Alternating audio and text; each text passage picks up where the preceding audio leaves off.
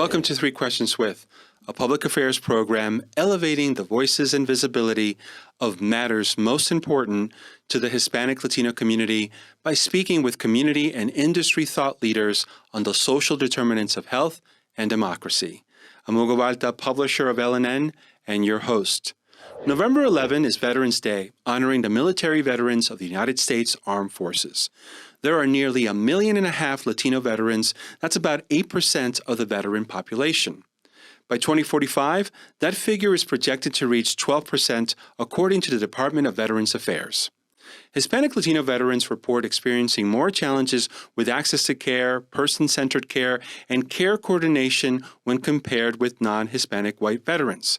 The findings of the National Veteran Health Equity Report conclude that work is needed to improve the veteran experience of care among Hispanic Latino veterans, better information on Hispanic Latino veterans, including granular ethnicity, could further understandings of observed disparities.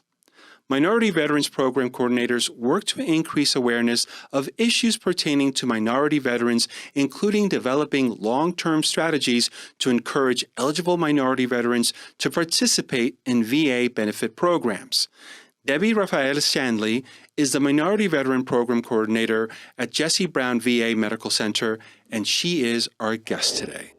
Debbie, welcome to the program. Thank you for having me. So let's start with the work of the VA. Tell us about the Department of Veterans Affairs. So I work at Jesse Brown VA Medical Center, which is at 820 South Damon, the near west side of Chicago.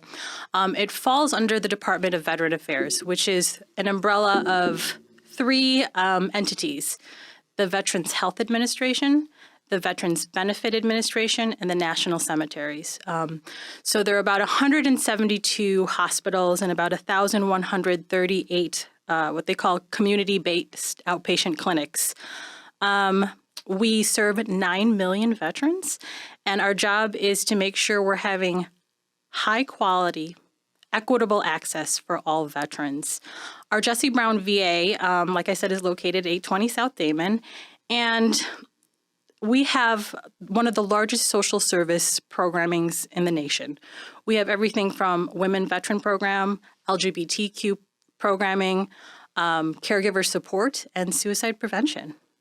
When you go to the medical center, of all of the different services that are afforded to patients, is there one or a few that really are more common that they're going to for help? I wouldn't say there are any that are common, but what I think is unique about our healthcare organization, obviously being one of the largest in the nation, is the fact that we have social services within there. We are the largest employer of social workers, over 17,000 nationally, and the fact that we have every area that's comprehensively serving veterans. Mental wellness is something that is common when we're talking about veterans and people who have served in the military. Can you tell us a little bit about what the medical center provides in the form of helping people to maintain a healthy mental health? Absolutely. Like I said, we have a lot of clinicians. We're very holistic and comprehensive. Like I said, 17,000 social workers. That's really unheard of. So everything from primary mental health to suicide prevention to caregiver support. And what I didn't mention is for all veterans, their family, and survivors. We are still very much in this area of COVID-19.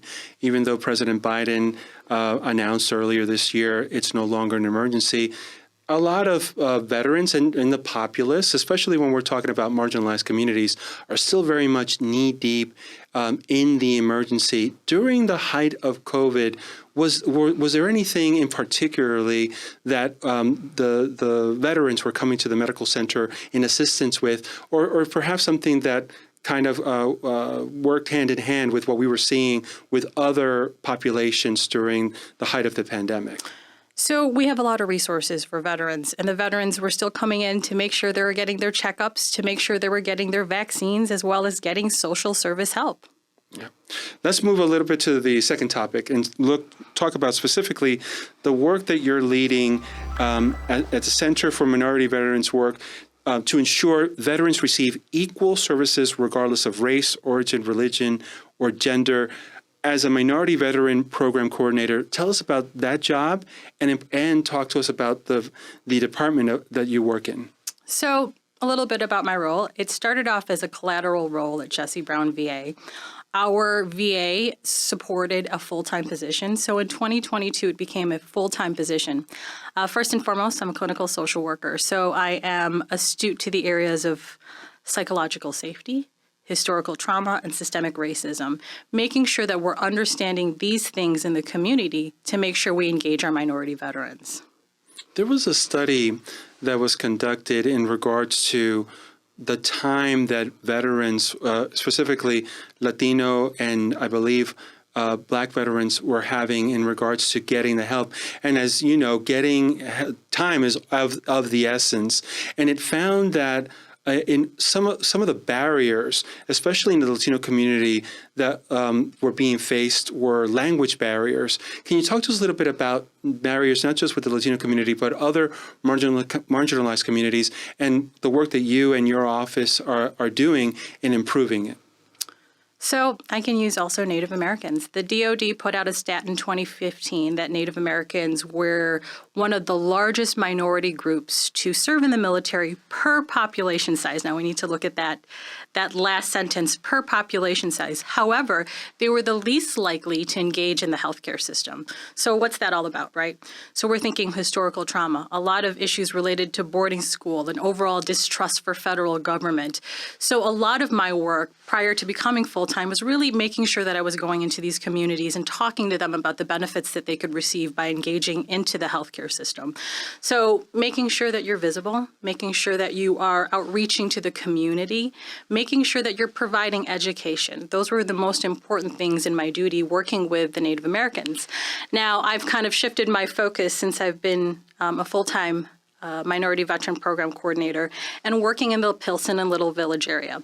As I said earlier, our VA is located at 820 South Damon near West Side. However, we don't really seem to have a lot of Latino veterans coming in and coming to our VA. So what's the issue? What can we do better? It is we met. You said you do a lot of community outreach, and we met at the Fiesta del Sol, and one of those initiatives, right? Fiesta del Sol is hosted in Pilsen and Little Village and in that area, and certainly a lot of Latinos that are participating in those types of events. What in engaging with Latinos, is language one of the biggest barriers in them getting information and also engaging with the VA? From my experience, I don't really think it's necessarily language. It's actually building that sense of trust that we're there for them, right? There's a lot of cultural nuances that are important to help-seeking behaviors. There's probably a lot of issues related to systemic racism.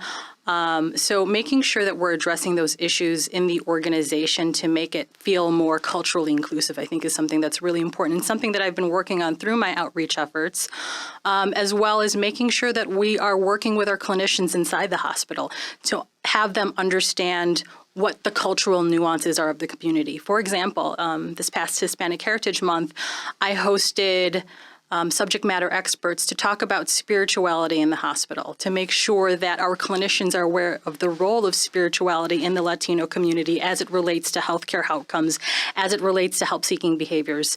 Another thing I did was identify a Latino clinician who was very involved in the Latino community to make sure he was basically giving us education related to cultural nuances in mental health for the Latino population. So something that I did to make sure that we're educating the facility on the cultural nuances, whether it be language, whether it be spirituality, whether it be, understanding the systemic racism related to the culture. Yeah, and I think it's really smart to collaborate with other people that are sort of a bridge builder between you and the community that you're looking to serve, especially in that cultural nuance space. You mentioned two things that resonate with me. One is a distrust, right, in general of government or government agencies. A lot of that comes from where they're coming from, especially when we're talking about the immigrant community and coming to the United States. The other is about chipping away at some of the perhaps hang-ups that when it comes to mental health and health in general that Latinos may have. I know when talking about mental health, it's really a tough subject to talk about because a lot of times in the Latino community, there's a bias because of that fear of being categorized as loco and crazy. As someone that is trained and works at it, what are some of the things that you afford patients that have that type of concern of I'm not crazy, and because of that bias, cultural bias, are not getting the help that they need? So the question you asked me was what are some of the things that I do as a clinician, right? I think first and foremost is to really understand that everybody has their own story. I just talked about the fact that I bring these trainings into the organization to give us some insight into cultural nuance. First and foremost is really to kind of understand a person's story, right?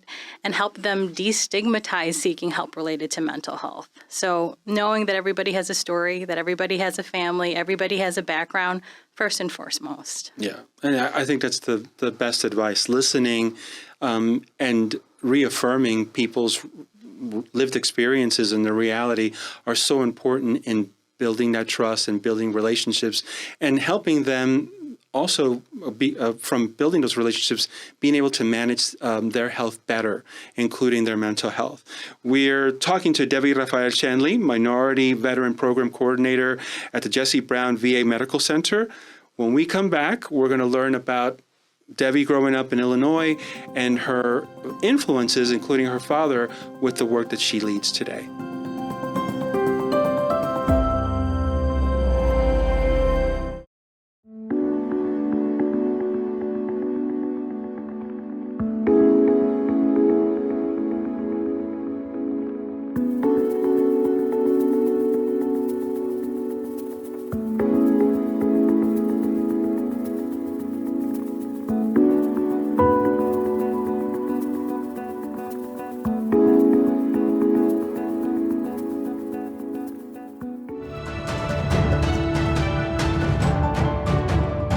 I'm Jamira Alexander, inviting you to join me for a special two-part public narrative, A Word, on mental health specifically in the Black community. In the first part of the series, we'll explore the public health issue with my very special guests, Kamisha Jones of Sister Afia and Andrew Wade of NAMI, Illinois. Join the conversation Thursday, November 9th at 7 p.m. on CAN-TV Cable Channel 19, streaming on cantv.org and the CAN-TV Plus app. We've been talking to Debbie Rafael Shanley, Minority Veteran Program Coordinator with Jesse Brown VA Medical Center, about advocating on behalf of minority veterans and ways to improve the delivery of services within VA facilities. Now we're going to learn a little bit about you. You were telling me you grew up in Illinois and your father is a veteran. Tell us more about that. So I think I have a very typical Filipino immigrant story. My mom was recruited here due to the shortage of nurses in the 1970s. My father enlisted in the Philippines to go to Vietnam. They ended up on the north suburbs of Chicago, and they met there because there were so few Filipinos, and they planted their seeds there. I didn't really know too much about my dad's time in the military. I do remember going to the VA and helping him out process when he was 5 because, we didn't have any childcare. He took me, and I remember going to this large place. It's not until I started working at the VA that I really understood the impact, the time that my dad served, the importance of the military in his life to become a citizen. He was in the U.S. Navy. He was in there for 9 years, came straight from the Philippines, a very remote part of the Philippines, and enlisted in the U.S. Navy, got his citizenship, and came here. And it's not until I started working at the VA and I said, Dad, how come I don't know anything about the VA? How come I don't know anything about the time you served? And as I started working in the VA, I realized that a lot of veterans don't really talk about their time. They don't talk about their military time. They don't talk about their enlistment. They don't really talk about it. And my dad was one of those people. I think my working at the VA the last 7 years has actually brought me closer to him because I got to find out a little bit about what it was like for him, leaving the Philippines at age 19, serving in the U.S. Navy for 9 years. And now it's part of my mission to help people like my father. He didn't go back and, get his benefits or health care until probably 8 or 9 years ago. So he kind of missed out on a huge portion of it. And I think part of my outreach to some of these underserved communities is to let them know that there are benefits there for them and their family. Yeah. And did him engaging with the VA, was that concurrent to you starting to work with the VA? So, like I said, he never really talked about it growing up. I mean, I knew he was in the Navy. I knew that he became a naturalized citizen from, being in the Navy. It's not that till I started seeing, and when I worked there as a clinician, how comprehensive the care was, how many wraparound services they had. I had worked at previous healthcare organizations, and the extent that the VA does, from the way I like to call it is they help with the mind, body, soul, and everything else. So I said, Dad, how come you don't go to the VA for healthcare? Oh, he's like, oh, give it to the younger generation. I don't need it. I have insurance. I'm doing okay. Give it to the younger generation. I said, Dad, there are so many things out there that maybe you don't need right now, but as you age, this might be a very valuable resource for me to help take care of you as you age. So it took a couple years to convince him to do it. He did, and it took some time because, it's a government agency trying to make sure that all your paperwork is all together. But he's there. He's there now, and I don't think he wants to go anywhere else. I mean, he got a pretty bad case of COVID. The only place he wanted to go was to the VA.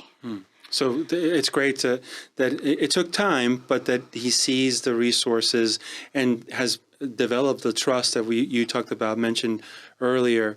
As a member of the Filipino community and in the work that you do, which is greatly needed, right? This emphasis on working with minority veterans.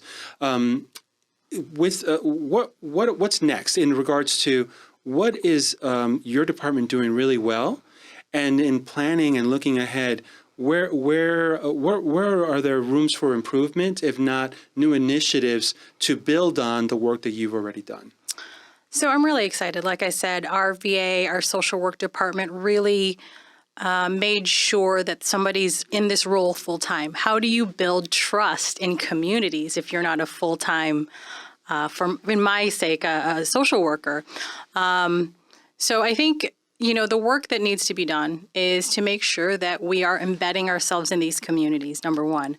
Number two, making sure that we are educating our clinicians and our organization on cultural nuances, but also remembering that even though we are educating you on cultural nuances, that everybody has a story, and understanding their story is vital to optimizing healthcare outcomes.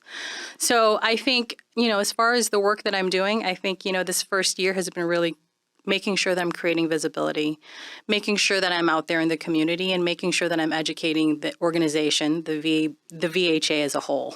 That's great. Congratulations on achieving your first year.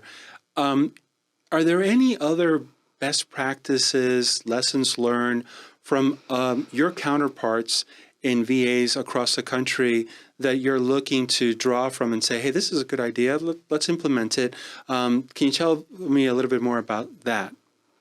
So I think I mentioned this earlier. I think our VA is one of the first ones to make a clinical social worker a full-time person. So you're paving the way. Yes. Well, I guess to a certain extent, yes.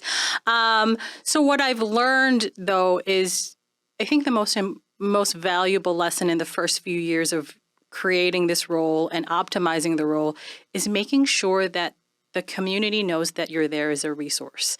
And I think for me, knowing my story helps people understand the importance of this. My dad said to me, I don't want to go there. Why do I need to go there? After years of convincing him, I think it's the place that he finds the most peace out of, right? So making sure that we're out there, letting people know about the resources, helping them navigate the resources, helping them navigate the organization, and creating points of contact for them. and I can certainly relate as a child of immigrant parents as well. We're often that person that is sometimes hand-holding, certainly a bridge builder with their adoptive country. Tell me a little bit more about the challenges of being that person, but also the first in the work that you're doing. I mean, you're paving the way. Well, I think I could probably think back to, becoming a clinical social worker as a child of an immigrant. My parents are like, well, what are you doing? What exactly is a clinical social worker? And I said, well, it's somebody that helps understand mental health issues, helps somebody understand barriers to help-seeking behavior. And my parents looked at me and they said, oh, gosh, okay, well, if that's what you want to do, we're very supportive of it. Being first generation, it's, a challenge in the sense that I really wanted to combine my work of my first generation identity and being a social worker. And this is my dream job, being able to outreach to communities and let them know that there are resources there, being the face of understanding immigrant issues, being the face of understanding issues in culture and mental health and how that impacts one another. But to a certain extent, there's a lot of pressure because people are watching you, and then you discover things about yourself that you're like, whoa, okay, people are watching me. This is a lot of pressure. This is what I've always wanted to do, but it's a lot of pressure because you're the first one.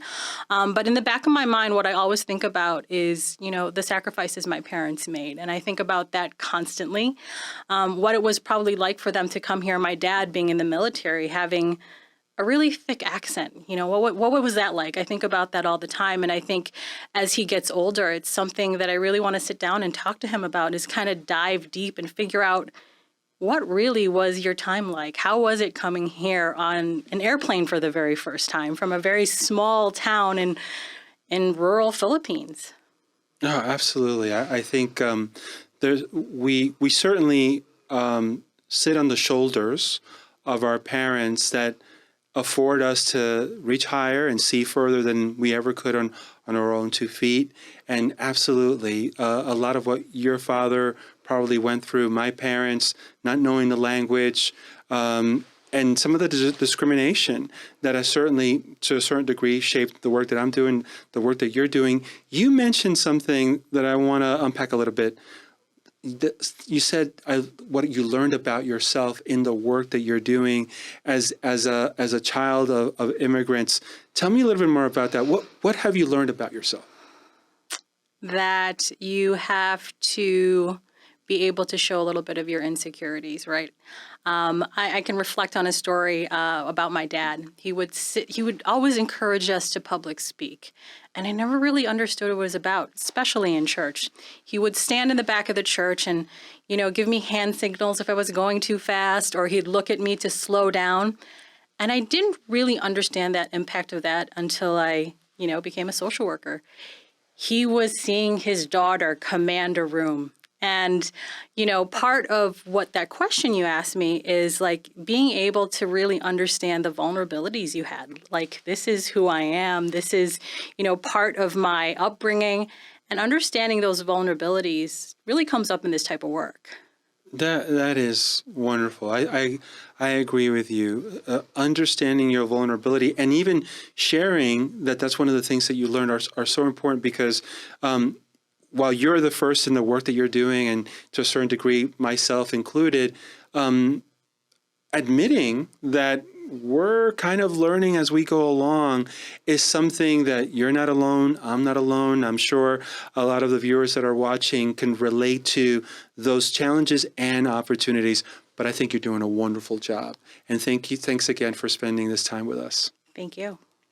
We've been watching 3 Questions with Debbie Rafael Shanley, Minority Veteran Program Coordinator with the Jesse Brown VA Medical Center.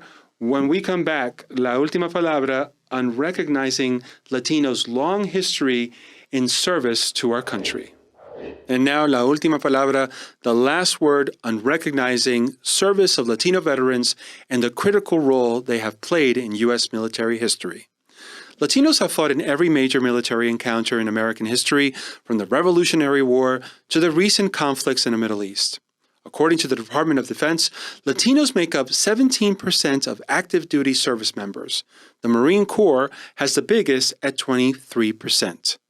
Of the 61 Medals of Honor presented to Hispanics, 2 were presented to members of the United States Navy, 13 to members of the United States Marine Corps, and 46 to members of the United States Army. The first recipient was Corporal Joseph H. de Castro of the Union Army for his actions at Gettysburg, Pennsylvania on July 3, 1863, during the American Civil War. Earlier this year, the name of Fort Hood, Texas, was changed to Fort Cavazos in honor of General Richard Cavazos, a Texas-born decorated war veteran who was the first Latino four-star general and the first Latino brigadier general. Cavazos commanded the 65th Infantry, known as the Borinqueniers, during the Korean War. Nicknamed the Borinqueniers after Borinquen, the word given to Puerto Rico by its original inhabitants, the Taíno Indians, bound the men of the 65th by a common language and a strong cultural identity, all the while dealing with discrimination within the Army and curtailed rights in their own land, where to this day they can be drafted but cannot vote in U.S. elections. The Borinqueniers, who fought in both World Wars and Korea, were awarded the Congressional Gold Medal by President Barack Obama in 2014. And let's not forget Latinas in the military. During World War II, thousands of Latinas served in the Women's Army Corps, in the Navy's Women Accepted for Volunteer Emergency Service, and as nurses. During World War II, Latina service members were often held to stricter enlistment standards than their white counterparts, and their English had to be impeccable. Elizabeth Escobedo, associate professor of history at the University of Denver, noted in an interview with NBC Latino. These women still succeeded even as they dealt with racism, sexism, and sexual harassment. Recognition must begin with reflection. Although the military has done a good job of recruiting Latinos, Ricardo Aponte, president of the Hispanic Veterans Leadership Alliance and a retired Air Force Brigadier General, believes there are problems with retention and mentoring. Too many members of the forces leave after their initial commitment. There is nobody telling a young officer what he or she needs to do in order to achieve success in their military career, he told NBC Latino. As the military becomes more diverse, it is more important for the officer corps to reflect the nation's shifting population. The same barriers that keep Latinos from access to equitable health care and upward mobility at the workplace challenge the community in the armed forces. Hispanics are the fastest growing population in the military. It is high time they made it into the upper tiers of the U.S. military. And that does it for this edition of Three Questions With, a collaboration by Illinois Latino News and CAN TV. I invite you to look us up on our websites and chat with us via social media. Tell us what you think about the topics we talked about today, and please send me suggestions about what you think we should talk about in the future, because at the Latino News Network, you're more than just our audience. You are our contributors. I'm Hugo. Thank you all for watching.